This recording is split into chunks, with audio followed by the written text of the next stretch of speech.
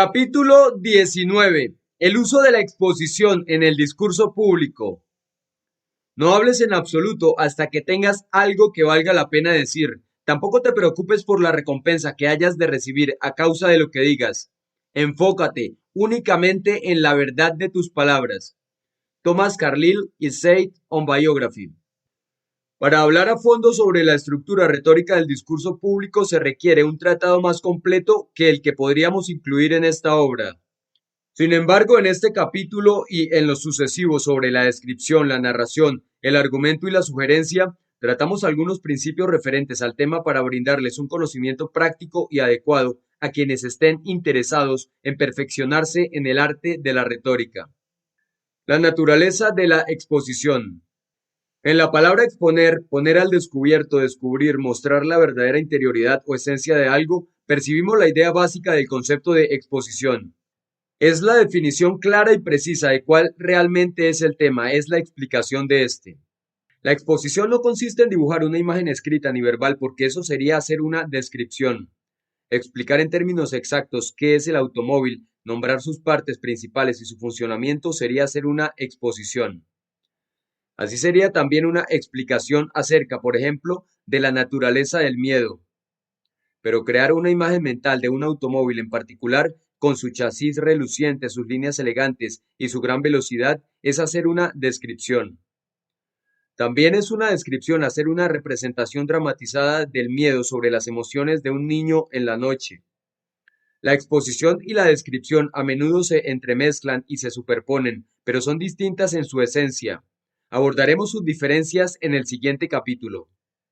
Además, la exposición no incluye un relato de cómo ocurrieron los acontecimientos, eso es narración.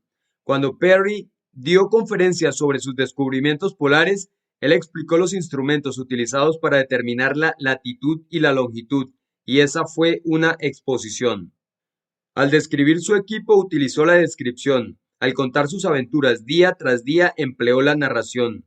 Al apoyar algunas de sus afirmaciones usó argumentos, sin embargo, mezcló todos estos métodos a lo largo de sus conferencias.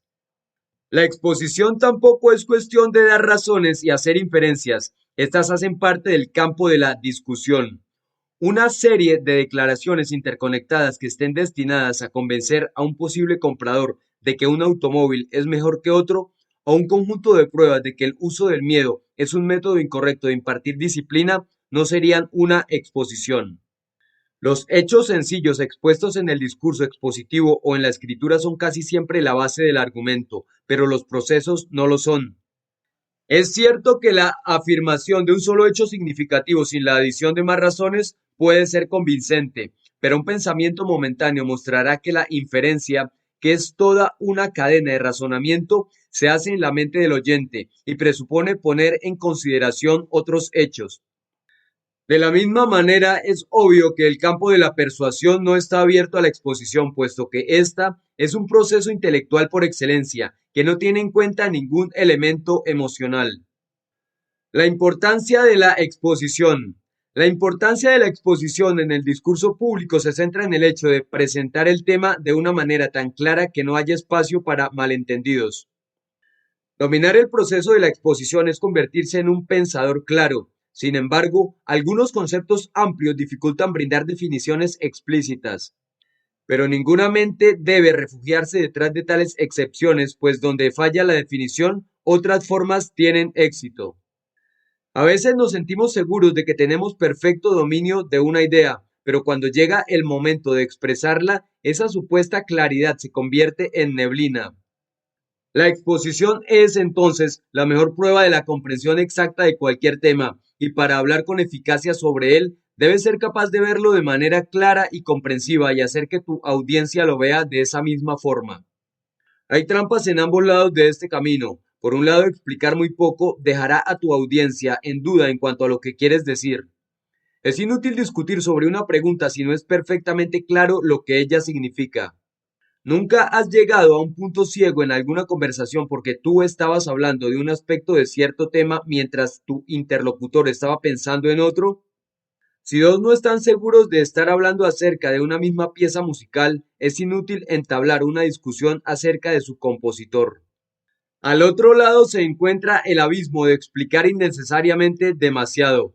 Hacerlo llega hasta el punto de ser ofensivo porque les das la impresión a tus oyentes de que o no respetas su inteligencia o estás tratando de soplar una brisa en un tornado. Evalúa con cautela el conocimiento de tu audiencia, tanto en lo general como en el punto en particular que estás explicando. Al tratar de simplificar, es fatal caer en el extremo de dar la impresión de que consideras tontos a quienes te escuchan. Explicar más de lo necesario respecto a los propósitos de tu argumento o apelación es desperdiciar energía en ello. En tus esfuerzos por ser explícito, no caigas en el error de llevar tu exposición hasta el extremo de la monotonía. Los extremos no están tan lejos como creemos y podrías caer en ellos antes de que te des cuenta. Algunos propósitos de la exposición. De todo lo que hemos dicho debe ser claro, sobre todo, el hecho de que la exposición establece una conexión de entendimiento entre tu audiencia y tú. Además, establece una base sobre la cual construir afirmaciones, argumentos y apelaciones posteriores.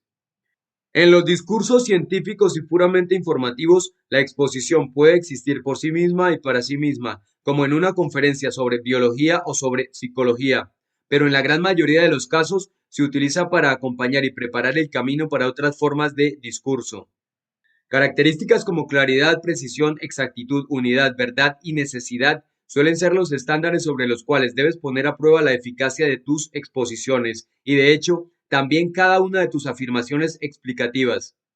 Este principio debe permanecer escrito en tu mente en letras muy claras. Métodos de exposición. Es probable que las diversas maneras a través de las cuales un orador procede durante una exposición se intercalen de vez en cuando, e incluso cuando no solo se encuentran, sino que se superponen.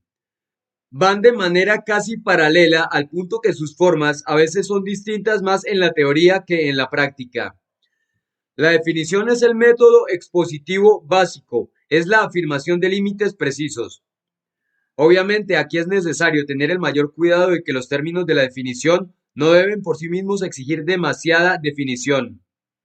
El lenguaje tiene que ser conciso y claro y no debe excluir ni incluir demasiada información. El siguiente es un ejemplo sencillo de definición. Exponer es definir la naturaleza, el significado y las características de una idea o de un grupo de ideas. Arlo Bates, Thoughts on Writing English. El contraste y la antítesis se utilizan con frecuencia para amplificar la definición, como en esta oración que sigue después de la definición anterior. Por lo tanto, la exposición difiere de la descripción en que la primera está relacionada directamente con el significado o la intención del tema y no en su aspecto. La antítesis es una expansión de la definición y como tal puede extenderse aún más.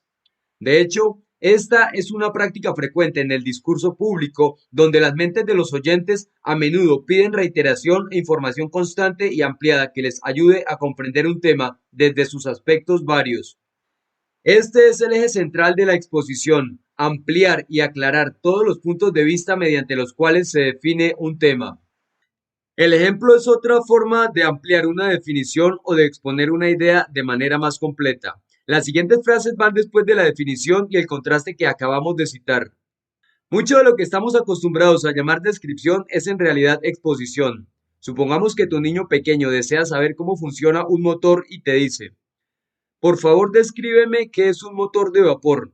Si tú insistes en tomar sus palabras literalmente y estás dispuesto a correr el riesgo de causarle indignación al malinterpretarlo de manera intencional, harás todo lo que esté a tu alcance para que él tenga la imagen de esta maravillosa máquina. Si le explicas, no estás describiendo, sino exponiendo. La cualidad principal del ejemplo es que deja claro lo desconocido al transmitirle a la mente del oyente algo conocido. La disposición de la mente para hacer comparaciones claras y aptas en beneficio de obtener claridad es uno de los principales recursos del orador cuando está en el escenario. Es el más grande de todos los regalos del arte de la enseñanza. Es un regalo que sirve para clarificar. La analogía busca hacer énfasis en las similitudes entre objetos no similares y es uno de los métodos más útiles de la exposición. Por ejemplo, el hambre es a la comida como la sed es a la bebida.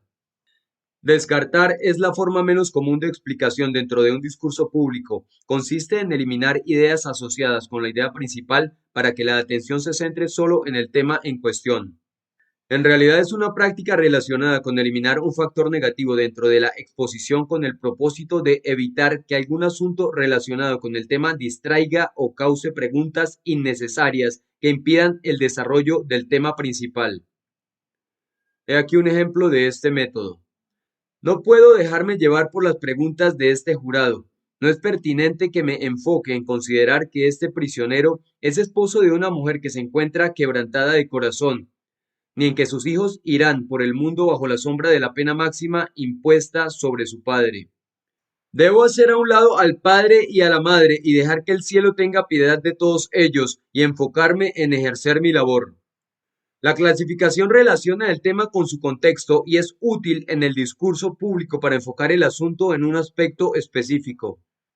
También sirve para mostrar una cosa en su relación o correlación con otras cosas. La clasificación es muy similar a la definición y a la división. Ejemplo: este asunto del tráfico de licores, señores, ocupa su lugar junto a los graves problemas morales de todos los tiempos. Sea cual sea su significado económico y quien esté allí para cuestionarlo, sea cual sea su importancia vital en nuestro sistema político, y hay alguien que lo niegue, el licor debe ser legalizado rápidamente y de la misma forma en que el mundo ha ido avanzando y resuelto desde el punto de vista constitucional el tráfico de opio, del siervo y del esclavo, no como cuestiones de conveniencia económica y política, sino teniendo en cuenta el valor del bien y del mal. El análisis divide el sistema en sus partes esenciales y por varias razones.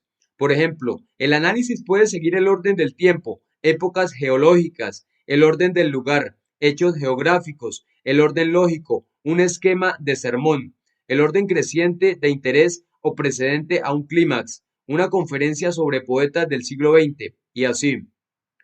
Un ejemplo clásico de exposición analítica es el siguiente. En la filosofía, las contemplaciones del hombre o bien se centran en Dios o son limitadas a la naturaleza, o son reflejadas o revertidas sobre sí mismas. De ellas surgen varias fuentes: la filosofía divina, la filosofía natural, la filosofía humana o humanismo. Todas las cosas están marcadas y estampadas con este triple carácter del poder de Dios, de la naturaleza y del entendimiento del hombre. Lord Bacon, The Advancement of Learning.